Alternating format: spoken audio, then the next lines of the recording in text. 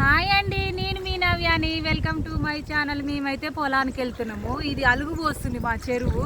ఇగో ఇది చెరువు మధ్యలో దారి, అక్కడ కింద అలుగు పోస్తుంది అనమాట. అట్నుంచే వెళ్తాం మ్యాక్సిమం వాటర్ తక్కువ ఉన్నప్పుడు. చాలా వస్తుంది అలుగు అయితే. ఇగో ఇట్లా పోతున్నాం. ఎందుకు ఏంది ఈ వాగులా ఇప్పుడు ఈ అవసరమా అని మీరు అనుకోవచ్చు. మిరప చెట్లు అన్నీ అడ్డం పడ్డాయి ఫ్రెండ్స్. అసలు చాలా బాధ అనిపిస్తుంది. ఆ చెట్లన్న దొక్కుదాం దా అంటే పోతున్నాము. పొలం అడ్డం పడ్డది, మిరప చేను అడ్డం పడ్డది. కలుపు బిక్కించి పారనాగలు తోలుదాం అనేసరికి ఈ పరిస్థితి అయింది. ఈ వాన, ఈ వర్షం, ఈ మెంతో తుఫాన్ అయితే అందరికీ ఏమంటారు నష్టాలే, కానీ లాభాలు అయితే ఏం లేవు. ఎందుకంటే నోటికి వచ్చిన కూడు రైతులది. ఈ ఏడు కాకపోతే ఇంకో ఏడు అనుకోవచ్చు. కాకపోతే ఏంటంటే ఎప్పుడు ఇట్లా అవుతుంది వర్షాలు. ఇగో నా డ్రెస్ మొత్తం తడిచింది. Sir video తీస్తుండు. అవి అక్కడి నుంచి ఇక్కడ దాకా దాటినాము. ఇంకా పరిస్థితి అయితే అవి అక్కడ దాకుంది. చెట్లన్న దొక్కుదాం దాన్ని అవి అంటే పోతున్నాము. అవి అక్కడి నుంచి వచ్చినాం. కొంగ పడుతుందా, ఆ కొంగ కాంచి ఇది మార్గం అనమాట. ఇంకా అక్కడ వాటర్ తక్కువ ఉంటే అయితే ఇంత ఉండదు, డిస్టెన్స్ కొద్దిగానే ఉంటుంది మా చేలోకి అక్కడ అలుగు పోసే దగ్గర. కానీ వాటర్ ఎక్కువ అవుతున్నాయి. అసలే మన వాటర్ ఫాల్స్ పోతుంది అదైతే మ్యాక్సిమం. అది కూడా వీడియో తీసి చూపిస్తా. మిరప చేనులు అరబడ్డాయి అన్నగా అది కూడా చూపిస్తా. ఇంకో మా చేలోకి అయితే అలుగు దాటినాము. ఇక వాగులంగా పత్తి అయితే ఇక గిట్లుంది. చేర్పిద్దామనేసరికి వర్షం పాడైందిగా.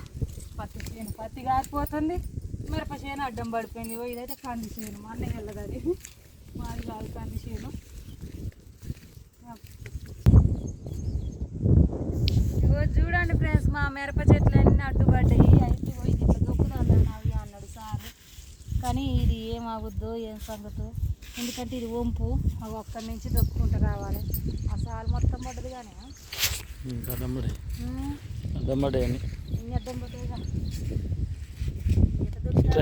ఇక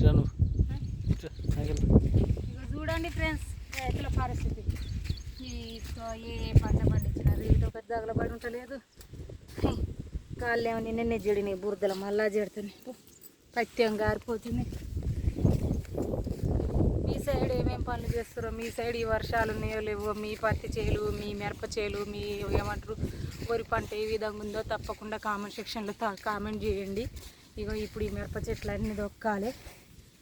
ఆ పైన కొంచెం పొడి పొడి ఉంటుంది. ఎప్పుడైనా వాన కొట్టినా ఎండ కొట్టినా ఎమ్మటే ఆరిపోయిద్దా. ఇది దొక్కుదా ఫస్ట్ అంటుంది. మొన్ననే పీకిచ్చిన వాళ్ళతో మనం బట్టి పీకుతుర్రు అనుకుంటే ఇది ఒక కష్టం.